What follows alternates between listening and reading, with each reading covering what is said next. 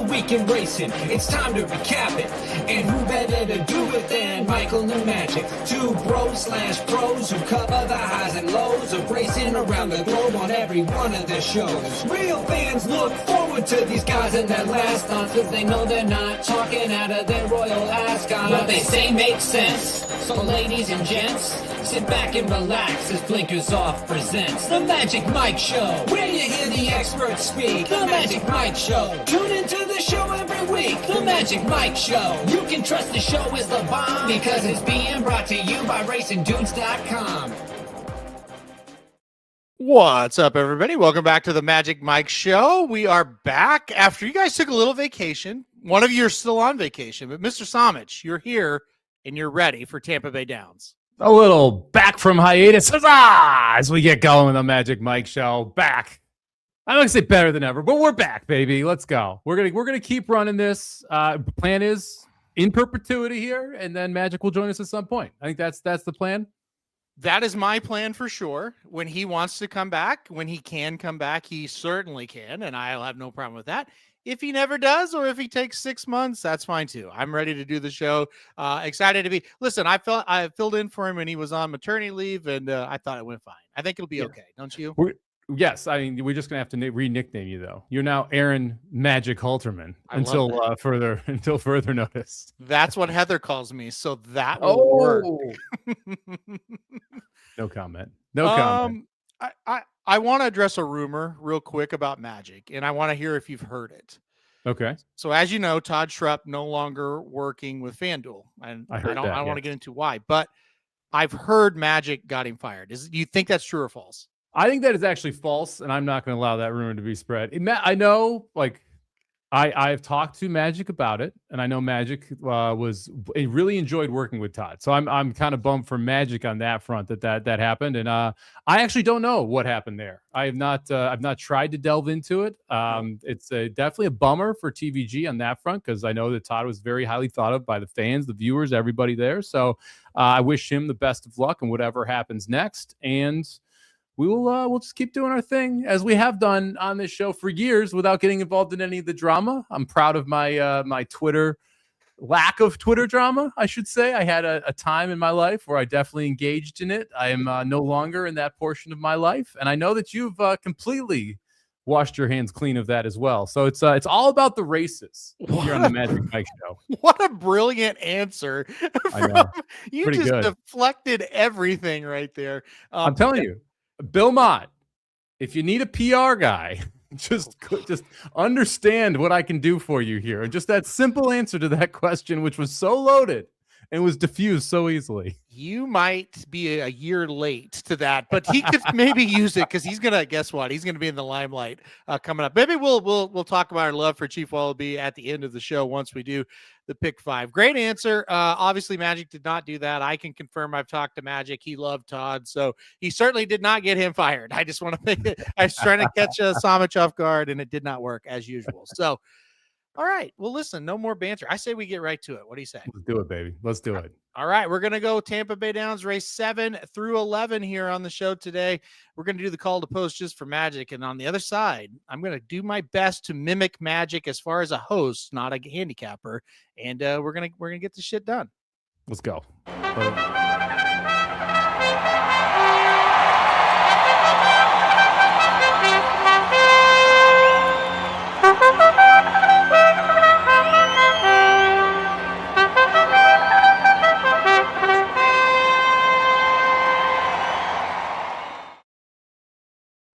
All right, folks, welcome back now. I always love the call to the post for the Kentucky Derby. It just feels different than all the other ones, and that's what that was. All right. What you have something to say? Do you agree? It really does. It does. It feels different than all the other ones. It's like I'm going to complain for a second. I hate the amount of time between races. Mm-hmm. I understand it on Kentucky Derby Day. Mm-hmm. I do. I get it. And it like you said, the call to the post strong there for the Derby. It just has a certain sound about it. I can't describe it. But anyway, all right, let's get to it. Like I said, we're doing the late pick 5 Tampa Bay Downs on Tampa Bay Derby Day. That is coming up on Saturday. Races 7 through 11, they do it a little bit different. The last race of this pick 5 will be the Tampa Bay Derby. I know Mike and I are excited to talk about that. But before we get there, let's go Tampa Bay Downs. Race number 7. Let's get race number 7 up on the screen. I'm already failing. Race number 7 is where we'll kick it off here. And it is a stakes race on the turf going 1 mile, $125,000 of the purse. It is the Columbia Stakes. Field of 9. All right, Mr. Samich, kick us off. Where are you going? Whoo, boy. Look, this fun sequence. I'm going to try and get around the favorite here. So I'm going to go with Congressional on top, the 3-horse. Second time out for Christophe Clement. We're going to have Flavien Prat in the irons here. Horse that I thought was really impressive on debut, was able to close into what was a very slow pace, and that's what really jumped out to me here. If you look at it, they went 49-4 to the half. Finished the mile and a 16th that day in 142-1. So went sub 12s from the half mile point on. And this is a horse that was in 4th place, 2.5 lengths back at that point. Usually that is just a recipe for disaster if you're on the Gulfstream Park turf. If you see a 49-second half and you are not either on the lead or pocketed up, sitting in a very good position, it is hard to win. And that's exactly what this horse was able to do on debut. Miguel Clement decides, hey, we got enough horse here. We're going to jump up into a stakes race second time out. I agree with him. Pratt picks up the mount for Egan, who rode this horse the first time out. Clement, good with the second time starters, good off of this style of layoff as well. And he and Pratt are clicking off at a 30% hit rate. 4-1 price just kind of locks me in even further here. I'm going to go with the 3 Congressional here on top.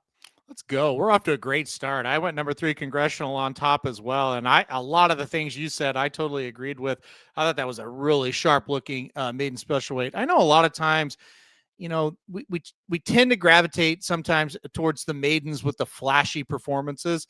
And this one you look, well, you want a maiden by a nose, but man, you go back and watch that race. They ran really fast late. And I'm with you. I really like Congressional. We've talked about it the last time when I was filling it on this show, about how much we've really enjoyed seeing Miguel Clement have success, and it's continuing. He's done really well here at Tampa as well. Limited starters, but he's done very well. So I'm with you. I got the number 3 on top. I think we see this pretty similar. I'll go ahead and say my second choice here, or my second pick, and the horse I'll put on the ticket is the number 8 Beautiful War.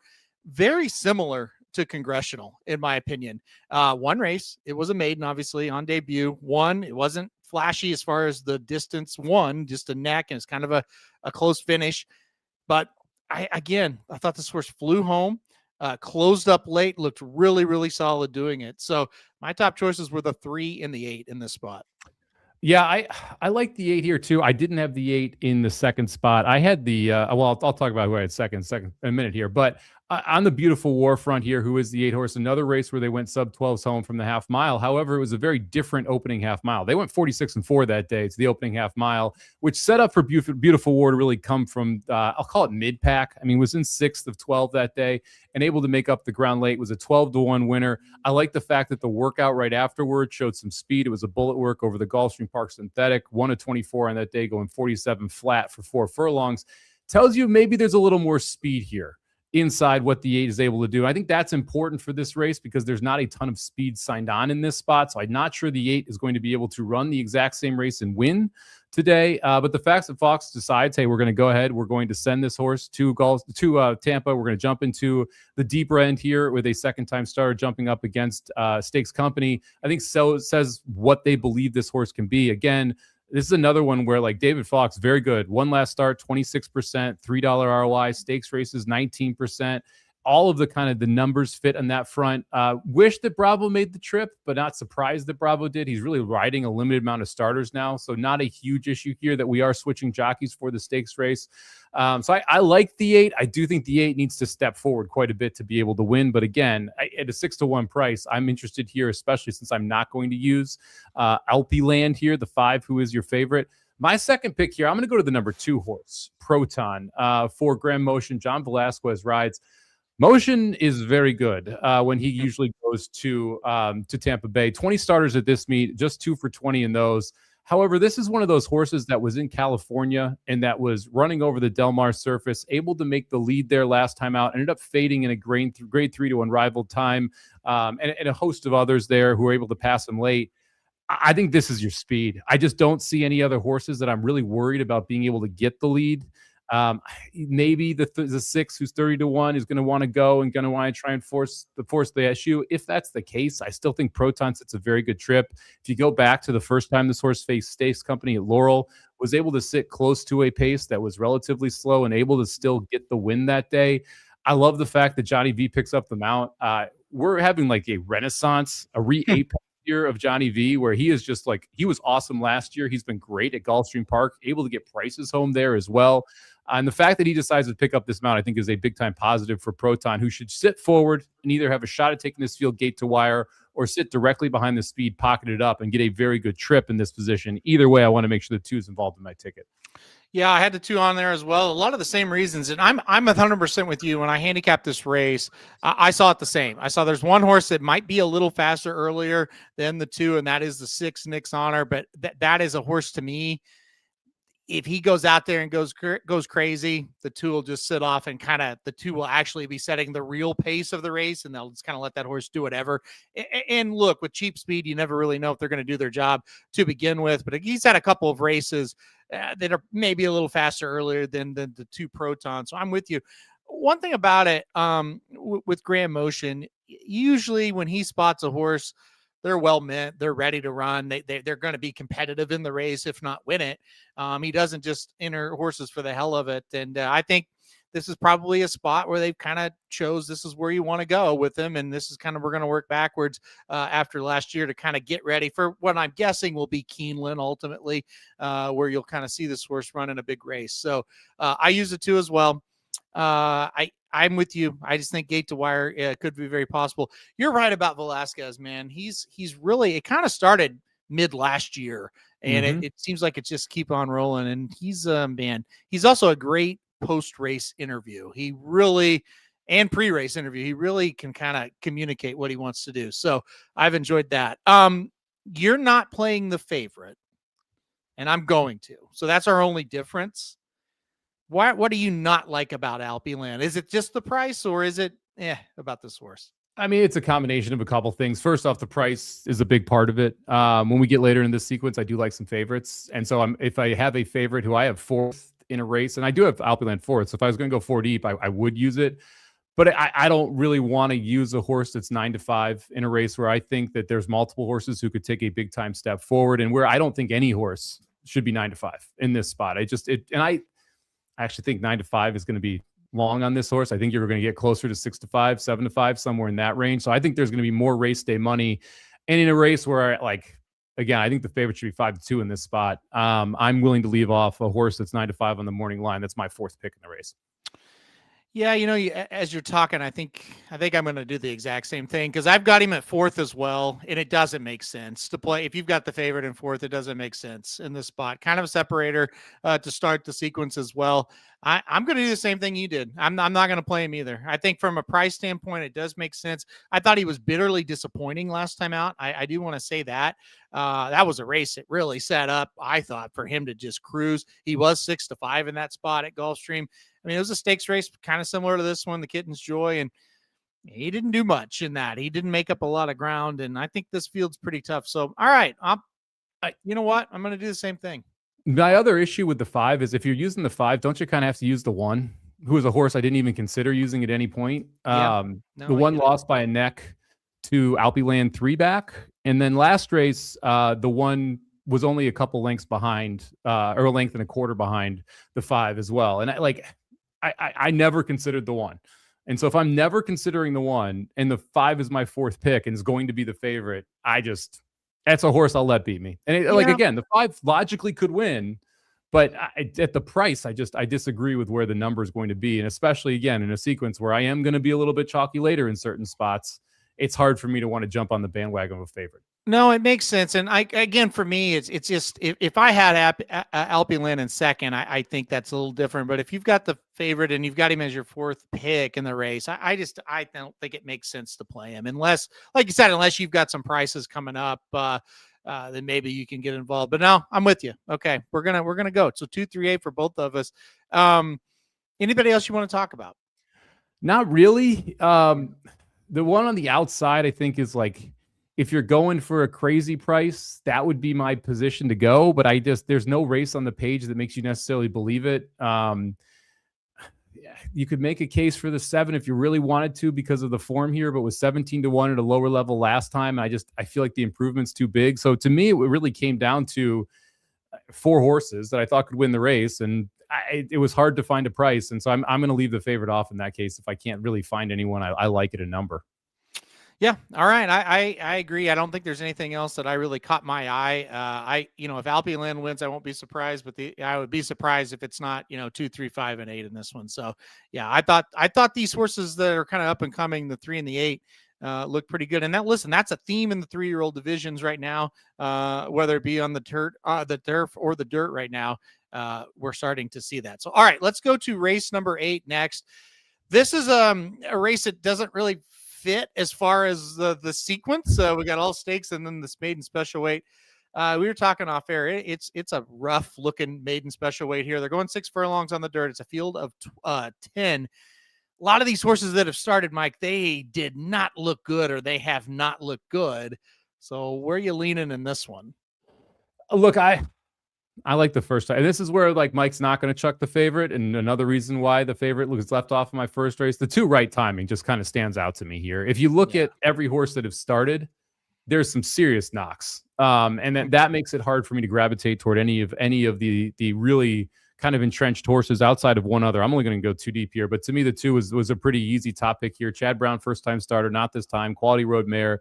It shouldn't be any issue from a sprinting perspective. We've seen not this time have success at 6 furlongs, a mile and 16th, a mile and an eighth, everything really.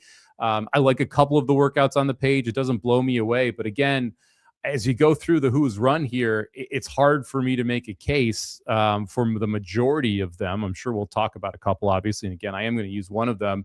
So when you look at the first time starters, it felt like the 2 was a standout. And that was where I ended up going with on top here.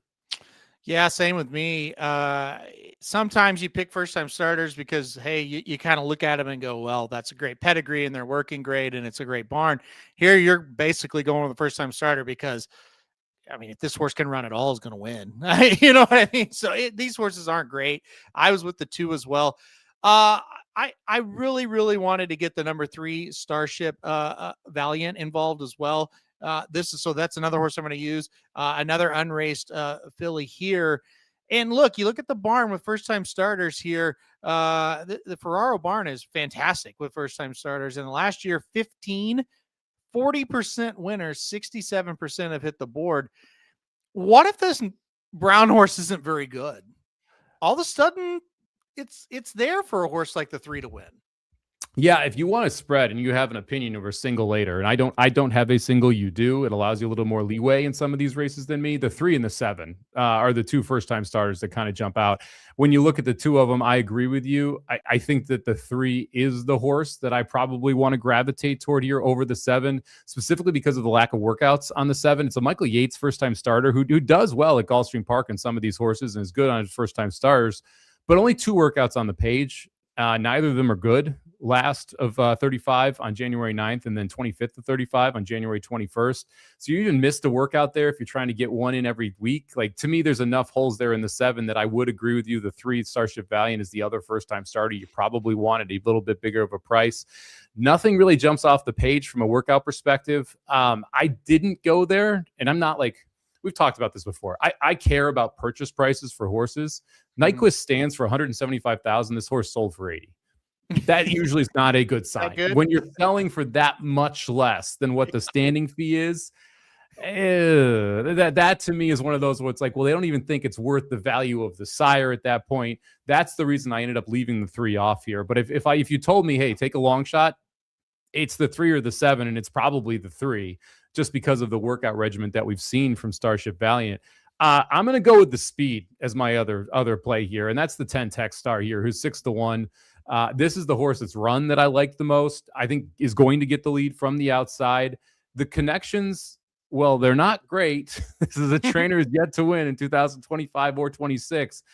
Has at least had high hopes for this horse. And so it's run twice in stakes races.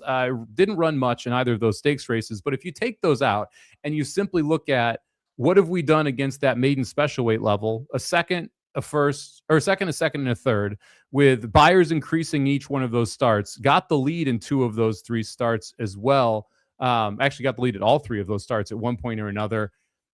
There's not much other speed in here. Like, you look at the 9. The 9 has shown speed going long on the turf and showed some speed going short on the turf. But I'm not really interested in taking that horse and assuming the speed is going to transition over to the dirt.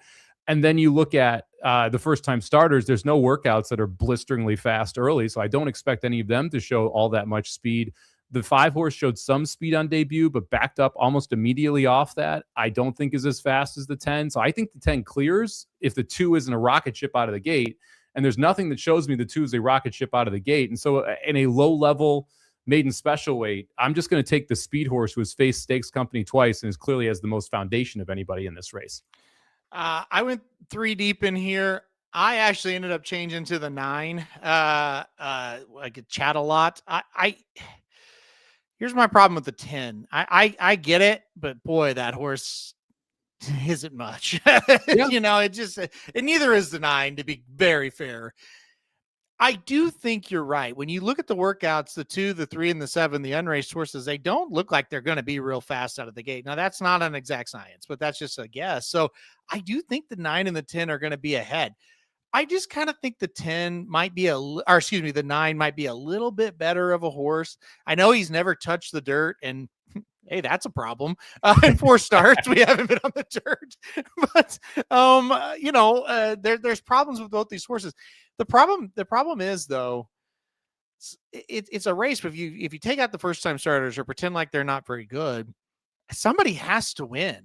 And on paper, it is the 9 or the 10. I'll take the 9 moving over to the dirt, but I think we're both in the agreement. Like, surely this 2 can run a little bit for Chad Brown, and that's all it's going to take in this spot.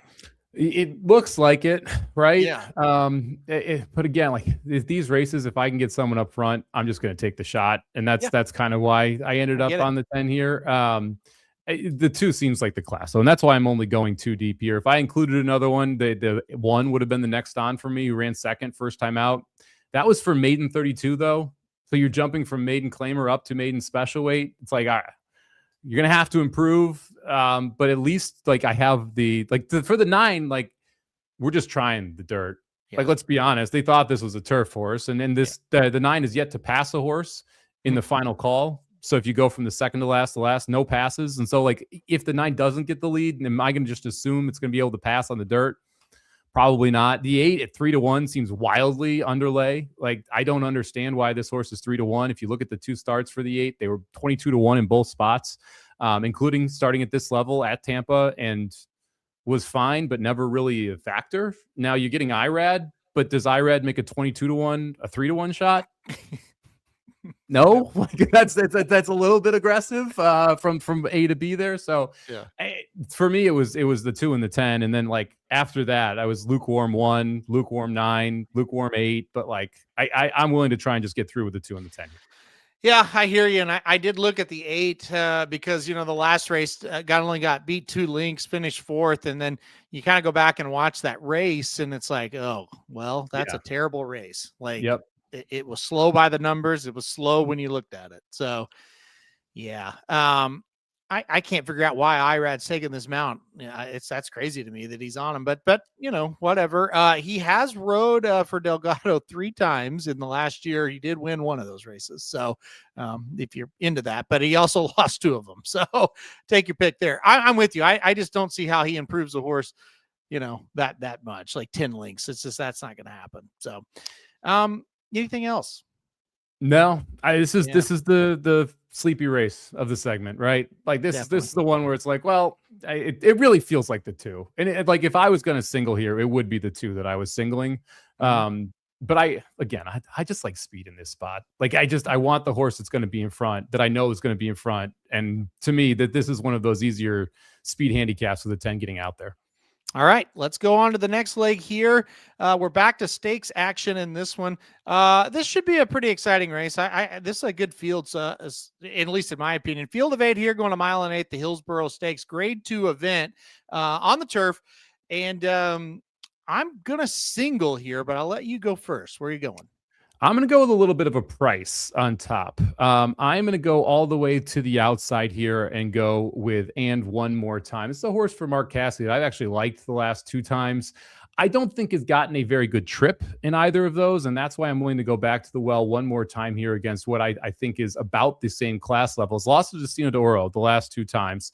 And the last race specifically, if you go back and you watch it, the break wasn't great. And then rushes up from the 10 post, kind of wide under that first turn. And the race was pretty much over for And One More Time at that point. You can't go wide on the first turn as a speed horse, not make a clean lead, and then expect that you're going to stick around late at Gulfstream Park. It just does not happen. And so you look at that race, you're like, all right, I'm willing to forgive that one. The race prior to that, I thought ran really well off the bench for Cassie, ends up just missing in that spot, but wasn't as forward as we had seen in the Grade 1 Natoma, even in the allowance that we came off at Woodbine there. I don't see anyone else that's as fast as And One More Time here. And you do have the 5-horse Aunt Mo, who's 50-1 on the morning line, who has some speed, but it's not like the last couple races at Gulfstream where you're going to be hung 3-4 wide, where there's a contentious pace. Like, this is going to be one of those where I think And One More Time and Castellano have two options. They can go and they can take the lead, or they can let Aunt Mo go and just sit there and just assume that 50-1 shot's going to come back to him and have a very, very clean trip as well. And on either of those cases, to me, And One More Time ends up winning the race. And so if And One More Time can clear and get an easy lead on a Tampa turf that again favors speed, I'm interested. If And One More Time sits right behind Aunt Mo and Aunt Mo goes and And One More Time gets first run, I'm interested, especially at the 6-1 price. I just feel like those last two races specifically give off a little bit of the false flag vibes, where it's going to go better for this horse this time than what we've seen the previous trips. And so I'll go to the outside, take And One More Time here to 6-1 price. Yeah, I think your point about the trip, I think it does make sense. The pace, I should say, I do think the 8's got a chance to have a pretty good trip in this one. And there's no doubt, I'm not worried about the 5 at all when it comes to the trip for the 8. I think, like you said, just ignore the 5 if it's flying, and if not, we'll take the lead and don't worry about it. All right, I'm going to single the number 1 Whiskey Decision in this spot, and here's kind of.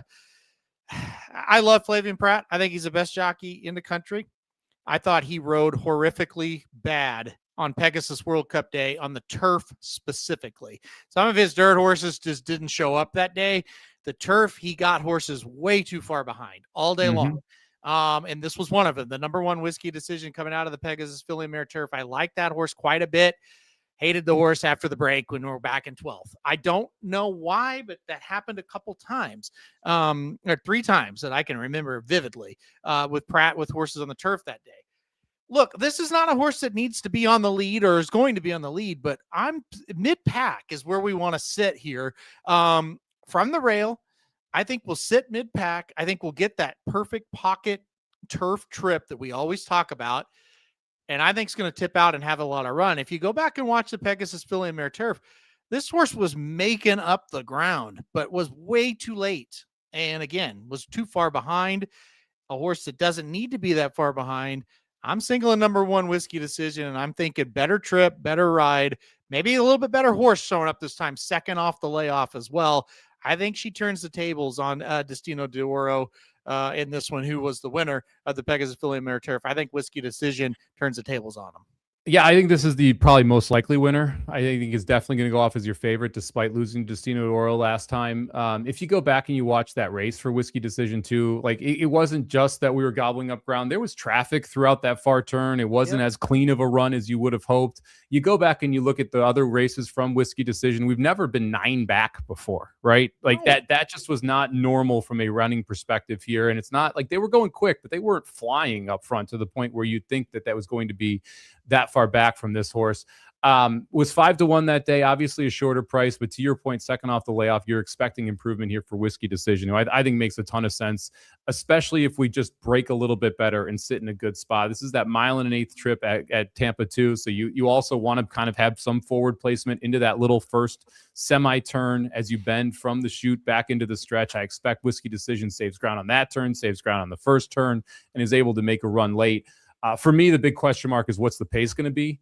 If they are dawdling, I think that makes it a little more difficult for Whiskey Decision, and I think that's advantage And One More Time, and that's why I have the 8, because I do expect the pace to be a little bit slower here. I'm going to go 3 deep. I'm going to use the 1 and the 8, and I'm going to add the 2 as well. Proctor Street here for Brennan Walsh.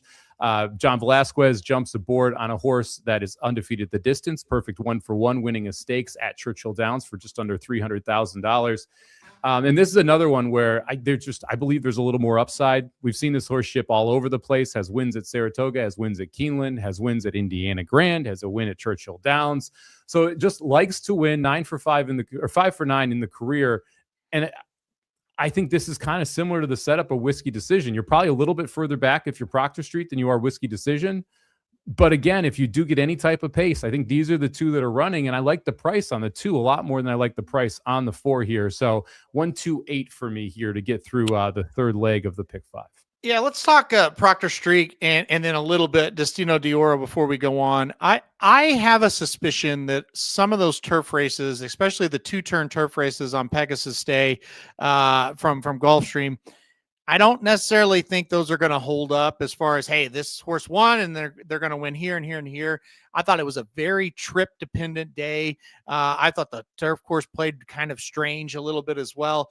I thought Proctor Street was incredibly disappointing in that race, but I also don't think that horse got any kind of trip that he wants. And I think she, I should say, is just like Whiskey Decision. They didn't get the trips they needed or wanted. So I'm with you. If I was going to play another one, it would be Proctor Street. I'm ready to play that horse back. I don't want to play Destino d'Oro. We were talking about off air, though. This horse has fooled us twice and beat us twice. What's your level of worry she does it again here? I mean, obviously here's the thing. She would be my 6th pick in this race if I was using a horse. Like, she won that day at 15-1. She won at 4-1 the day the race before that, beating Ann one more time by a head. Like, yeah, she can win. The price here is the problem for me. Like, going from 15-16-1 against a similar field, and now you're dropping down where she tripped out. Like, she got the trip. Now you're dropping down here, and you're facing less horses where I think you're going to get better trips from a couple others in here that you've already faced. They're going to get better setups. This is a horse that does come from the back of the pack, that is going to be 6-7 lengths behind, going to have to pass almost everybody. All of that's kind of a negative to me. And then you add in the price, where this is going to be the lowest price of the last 3 races, carrying the highest weight that we've carried in our career on a track that we have not run on before. For me, it's hard to get to the 4 here, especially at the 5-2 price. Like, yep, could totally beat me again, but not one that I want to use. Like, if I'm going to go 4 deep here, it's the 6 or the 7 that's next on the ticket for me. Child of the Moon, the other Chad Brown, gets Irad Ortiz in this spot. Yep. Second off a long layoff. Like, there is every reason in the world to believe that horse can take a step forward in this spot. It was clearly highly thought of. Brown sent this one out to run in the Grade 1 Matriarch in 2024 in December. We didn't see this horse in 2025. 2026 comes back, favoritism. Gets bet into favoritism, ends up running second that day in what was a race where I thought it set up well enough, but the horse just didn't have quite enough kick. Irad stays aboard. You're jumping into stakes company. So, like, again, they're saying we believe this horse is still very good. So the 6 to me makes sense. And then the 7, this is another one for Bill Mott, second out as a 4-year-old, where would you be shocked if we take a big step forward and there's not a ton of pace? Like, doesn't the 7s, like, it's Rosario. So assuming that Rosario rides this horse correctly, the 7's the one sitting right behind the 5 and the 8. The 7 should get first run if good enough. That could be good enough to win. So for me, it's like the 4 would be the 6th of the 8 horses on the ticket for me, only behind the 30-1 and 50-1 morning line shots. Yeah, and we've kind of chased Scythian a little bit, talk about the 7 horse. I wouldn't say chase, but we've tried her a time or two at a decent price, and she just hasn't quite been able to do it, but she also doesn't embarrass herself either.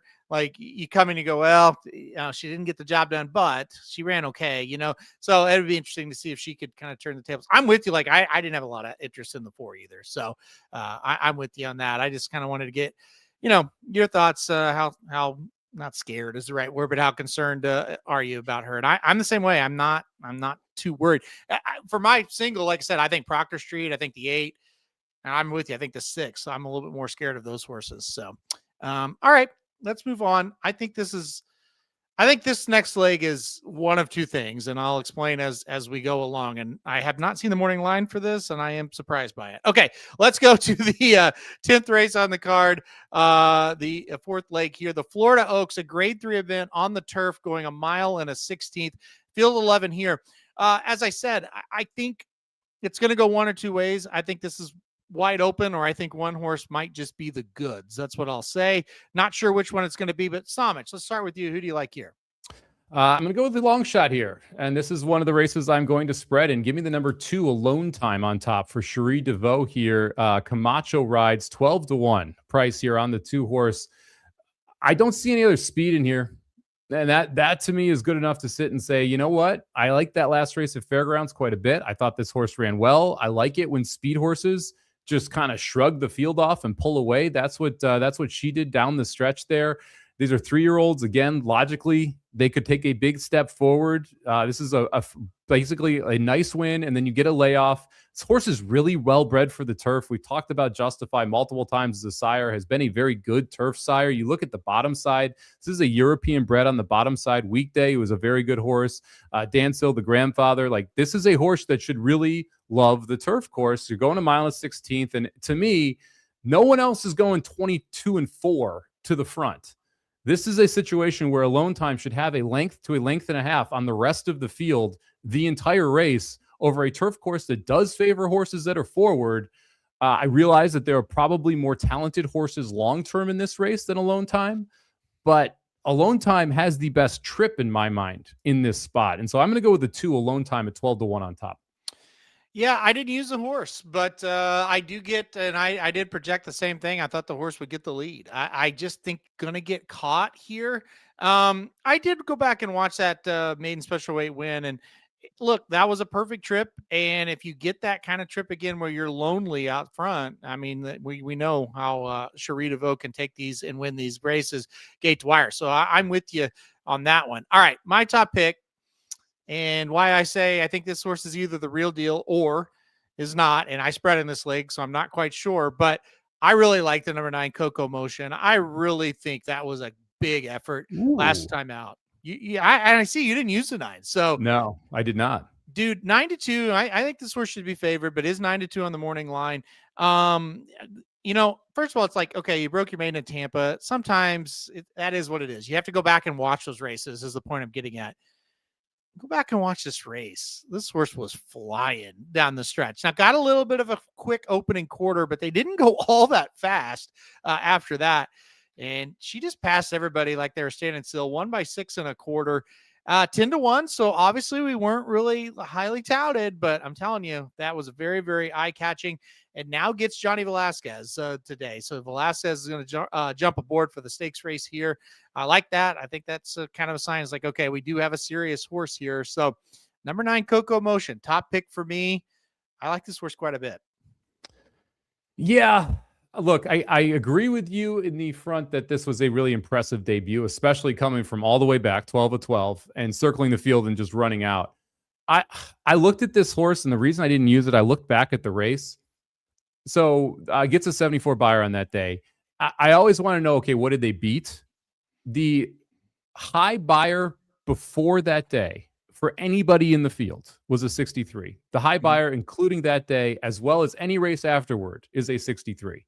There was nothing in that field. Now, she made them look like they were standing still. They were standing still against this caliber of horse. Like right. This is a very different jump up in class. And the fact that there was nothing in that race and she was still 10-1, almost 11-1, it just makes it hard for me to want to jump back aboard here at 9-2. Now, if she can improve off that race, which is completely in the realm of possibility, and she gets the setup, which I'm not sure she gets the pace, or Johnny V gets her more involved early, then I think she's live. But a lot of things have to go right in my mind for me to really want to get behind the 9 Coco Motion. And that's why I ended up leaving the 9 off. But a little more nervous now that you're saying this is the horse that you think special, because I thought there was like 2 others in here that you could have been talking about.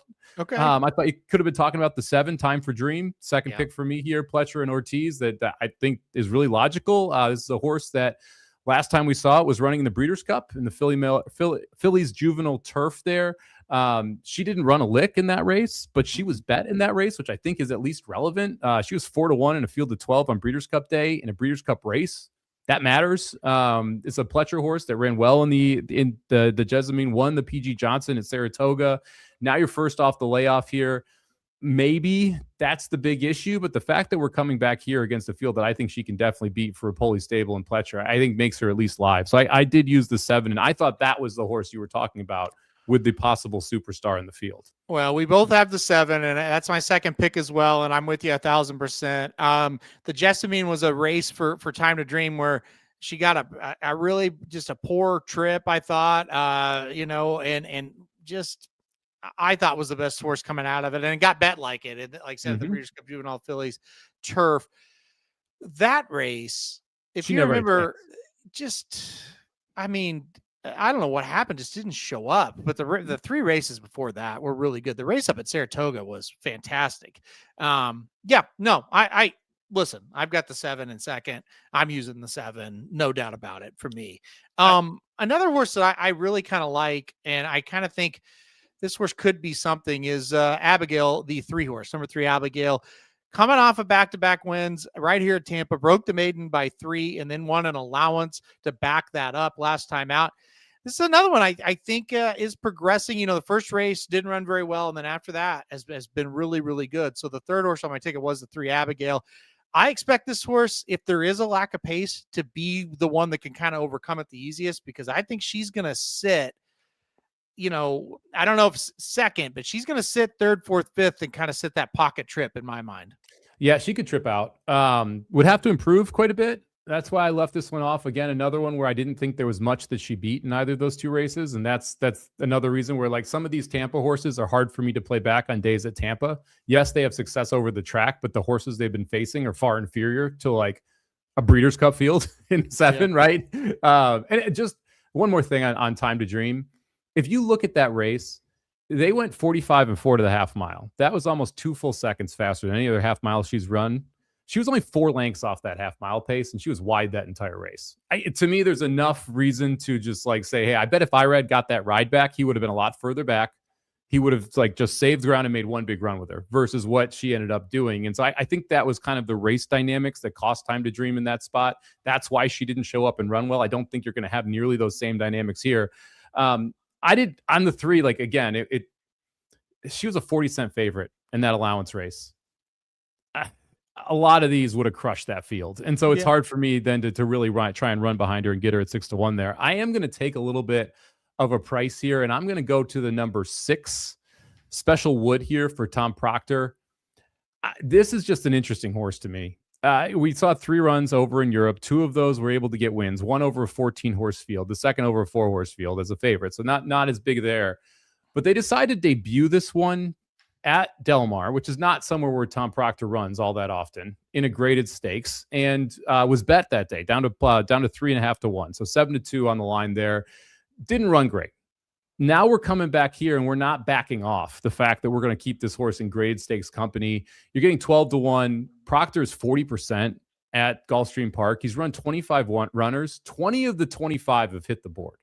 10 wins, 5 seconds, 5 thirds. He's not messing around with these Tampa Bay horses.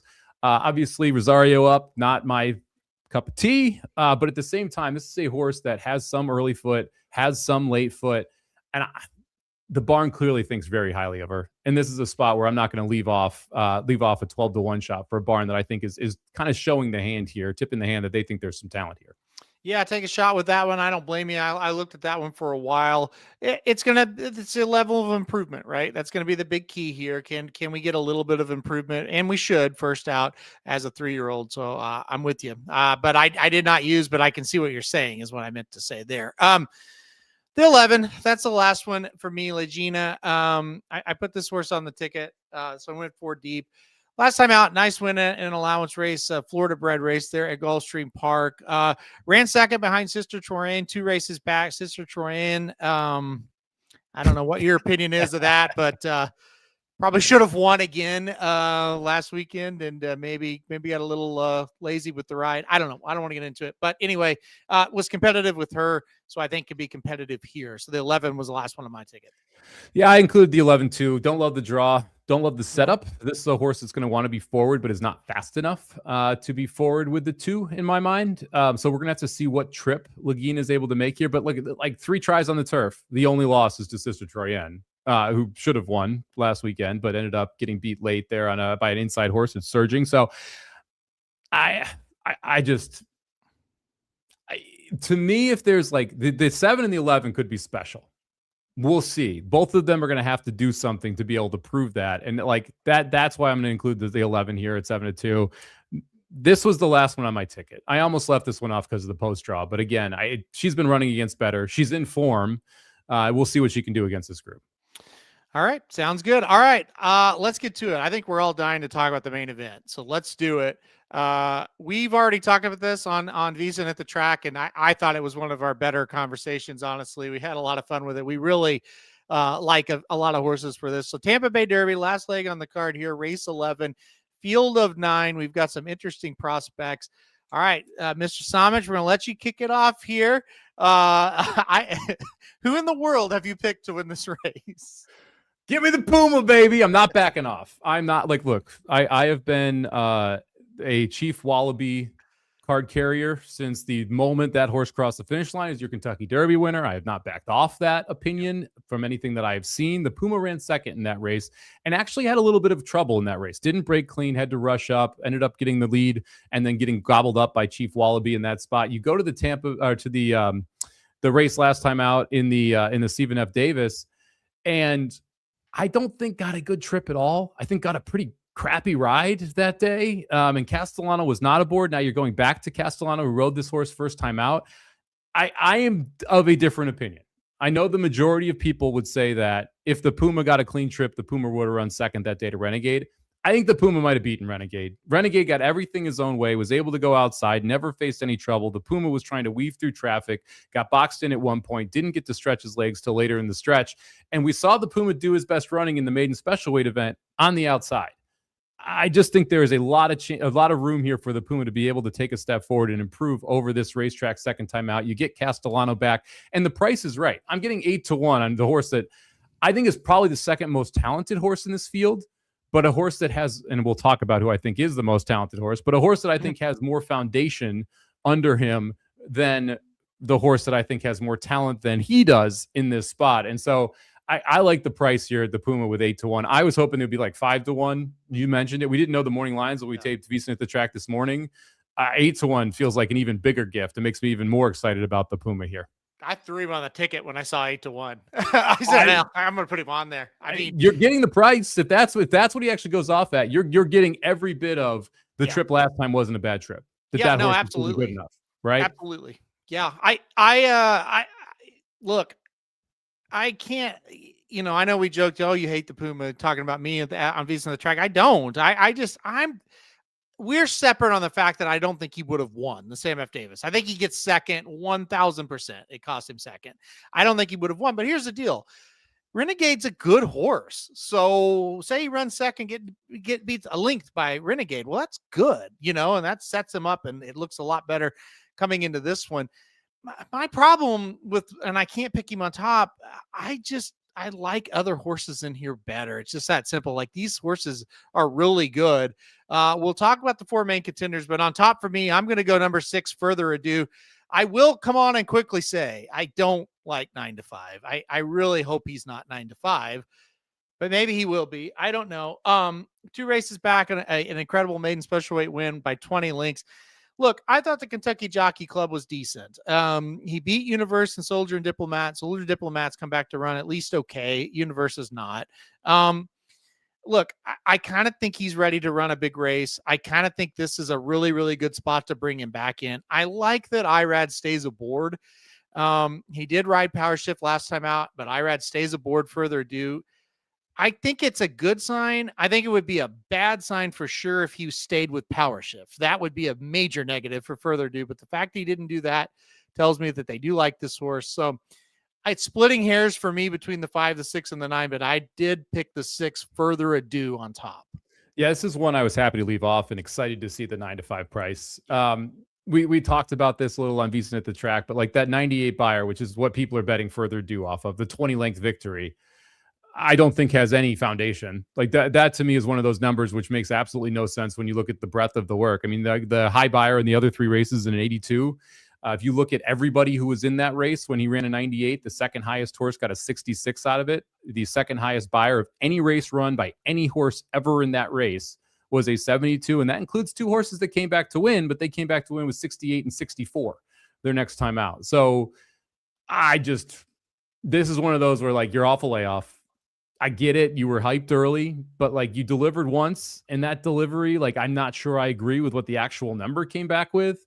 So I'm willing to leave off this horse at 9-5, especially at that price. I think that the 5 is more interesting. Power Shift, who we'll talk about in a second here, but I have Canaletto as the only other horse I'm using. I'm just going with the outside 2, the 8 and the 9 here.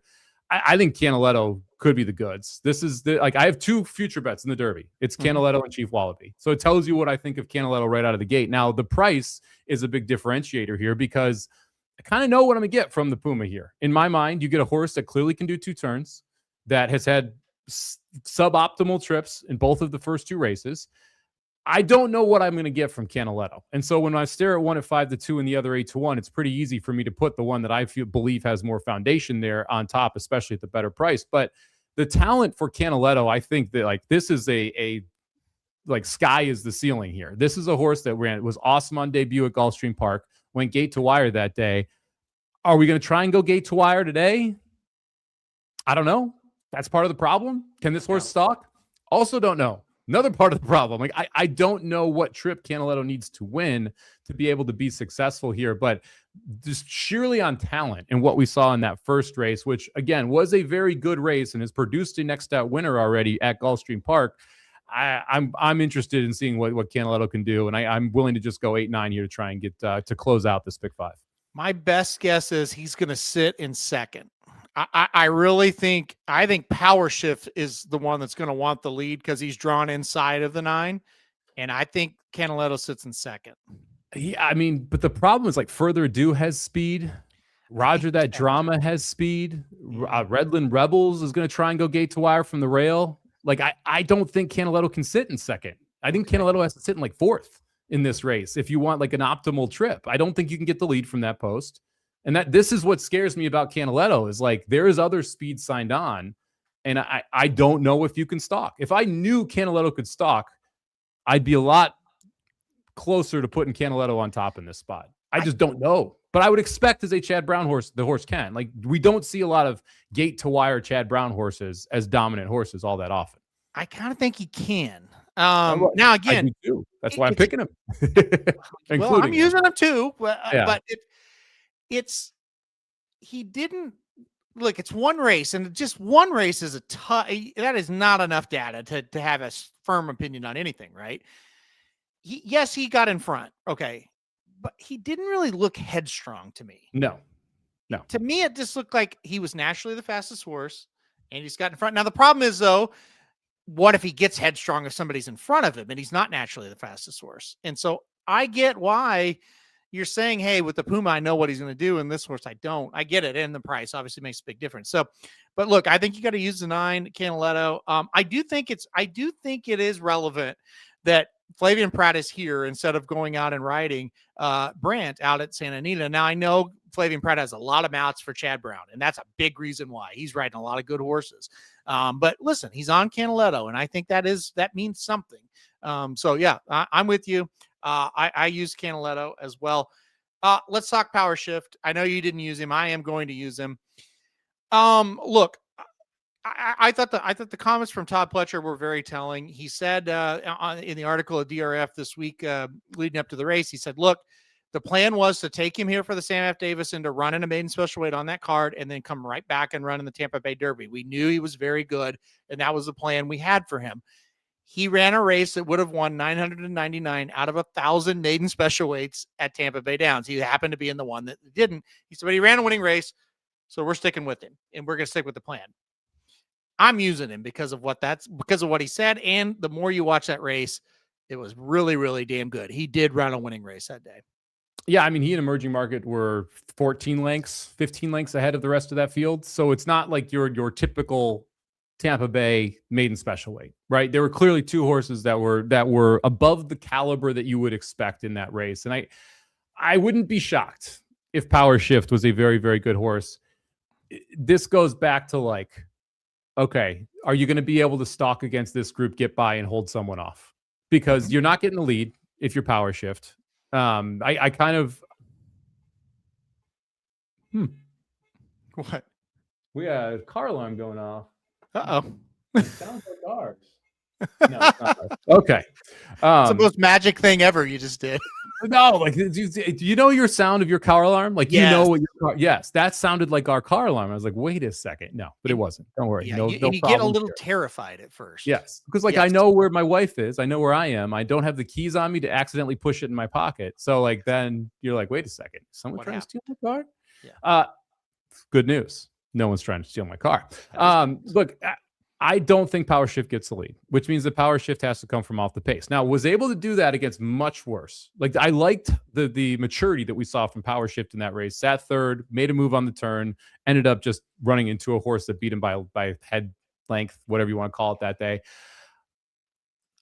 It's just hard for me to be like, yeah, he's going to be able to do that exact same thing and then hold off this group. I think that Power Shift probably makes that same move, but then is he good enough to A, get past whoever's in the lead, be that Further Ado, Canaletto, Redland Rebels, whoever it is, and then B, can he hold off some of these horses that I think are very good that are going to be coming? And I think it's a lot to ask in a second start here. I think this race drew a lot more difficult than what Pletcher probably expected when he came up with this plan of his. Oh yes, I absolutely agree with that. And I'm sure they thought, okay, we'll go over there and we'll cruise in a maiden and kind of be the buzz horse, and then we'll go back and we'll take on Hulkamania. You know what I mean? And Roger that Dana and talking and cruise again, and that is not what happened. I do think there is a world that's very possible because of how good the field is, where Power Shift runs extremely well again and loses.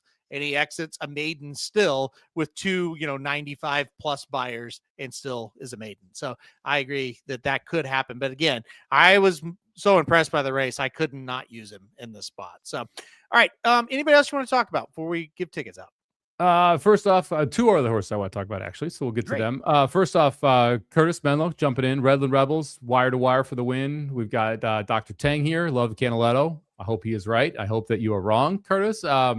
Do you think that Redland Rebels can go gate to wire? Is that the most likely leader early? No. No, you don't think so? Okay. I don't think so. I would tend to agree. I think this is a pretty big step up, especially coming from the turf. I do want to talk about the two talking, who we talked about on VSiN at the track last week. I think the two's live in this race at 15-1. I didn't use the horse, but like if you're singling earlier, I don't think this is a bad horse to include on the ticket here. The last race in the Remsen, this horse had no prayer, was 4 wide on the first turn, going a mile and an 1/8. That's never going to end the way you want it to, especially when you're facing Paladin and Renegade.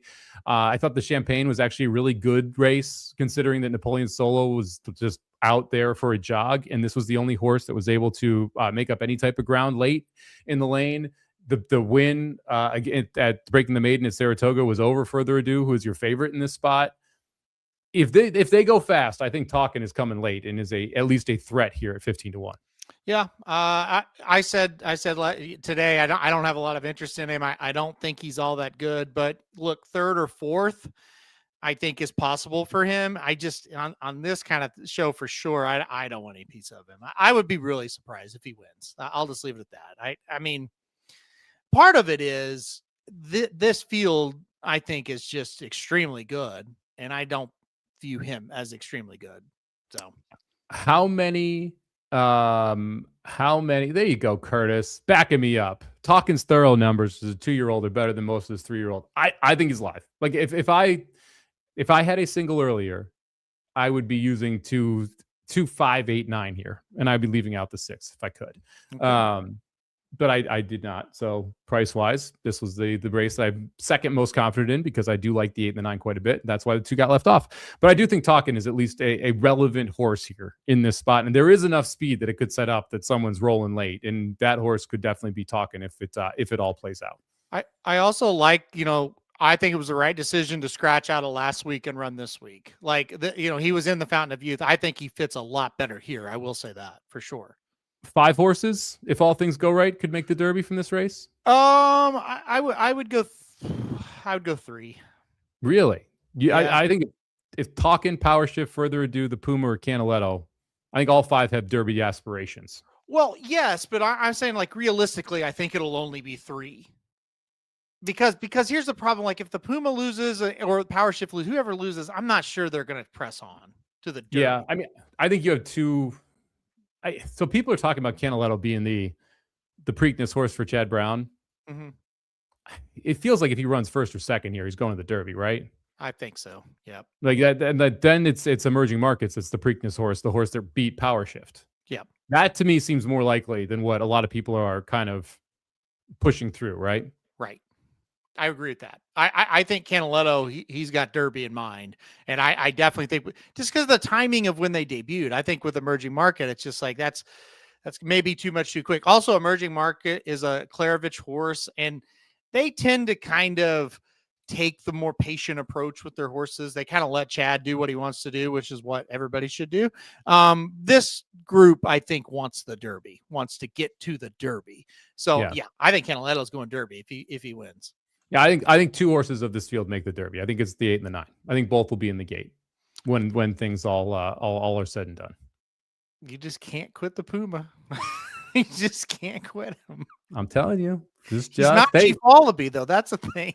No, he's not. He's not. But I have backed Delgado and Castellano before, and that has worked out well for me. So I'm gonna stick to those guns. You know what? If there's one guy that's not gonna jump off this bandwagon easy, it does deserve to be you. I would agree with that. Yeah. So I do think. Look, if Further Ado runs well, he's actually the one I'm least interested in the Derby of all of these, which is kind of odd. Like I could see myself using in 3rd or 4th if he ends up improving. Power Shift could be that Pletcher that we care about.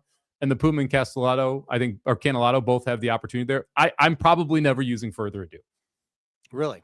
Yeah. Man, you're that down on him. That's going to be very interesting to see how he runs here. I just don't see the negativity. I think he's a pretty darn good horse. Why? What race besides the 20-length win at Keeneland, where he beat absolutely nothing, has he shown that he's a pretty good horse? I think that Kentucky Jockey Club was fine. I thought coming off of that big race, I thought that was a good race. Okay. He won, and I thought he looked fine in that race. Yeah. I mean, Universe, no longer on the trail. Soldier and Diplomat, terrible pick by me last week. Your pick to win the Rebel. He beat his ass. He's kind of bad. Now, he got a terrible trip in the Rebel, but he is kind of bad. Like, I'm never Further Ado. Listen, I think he has great pedigree. I think he's got great connections. I think he's a pretty good horse. I really do. I'm not going to be shocked if he loses this race because I think this race is very good. He's coming off of a layoff. Like I said, I think it's very debatable between the 5, the 6, and the 9, but I am not down on Further. Obviously, I picked him, and I think he'll run well here. Doesn't it bother you that Brad Cox is like Tampa Bay Derby? Honestly, what bothers me the most is Brad Cox said this is his best horse, and I hate that. Like, that's the horse you don't ever want. So this is not his best horse. This is not his best. That's what he's told people. Yeah, so Brad Cox is not. He told you? No, he didn't tell me. You? He certainly didn't tell me. No. Brad Cox is not. I mean this in no slight toward Brad Cox. He doesn't seem like he's the best in public, like person to say this is my best horse. No, I don't think he's ever right about that. Like, never, not one time has he been right. No, but and again, that's not why I picked him though, because I've known better than that. I've been burned by that before, and that's not happening again. Listen, I like I said, I think he's got a lot of talent, and he may lose, but if he doesn't run well, I'll be very surprised. Further Ado, the Puma head-to-head tequila bet. Yeah, I'll take it. Yes. There we go. Bottle of Casamigos Blanco. You get the Further Ado. I get the Puma. Okay, head-to-head. All right, let's go. I like that. All right. Let's read out these tickets. Oh, all right, let's do it. You want to answer that one? Further Ado or Cherokee Nation? Who are you picking a match race? Whoever the third horse is. I don't want to do Cherokee Nation. I mean, probably Cherokee Nation. You hate Further Ado. Wow. I don't get it. I don't get the love for the Puma either. Fine. That's fine. I mean, like, look, this is the beauty of horse racing. You can have different opinions, right? But like, one will be right, one will be wrong.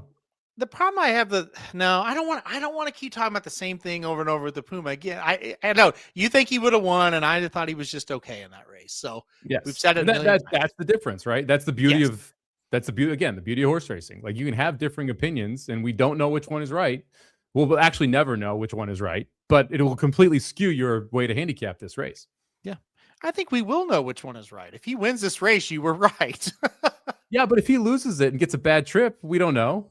Well, you were wrong. Okay, so I disagree. Like, you can't tell me he wasn't going to win that way. What if Renegade stinks down the line? Then, like, doesn't that completely change your view too? It does. Yes, I know. So, That's what makes it fun. You're right. You're right.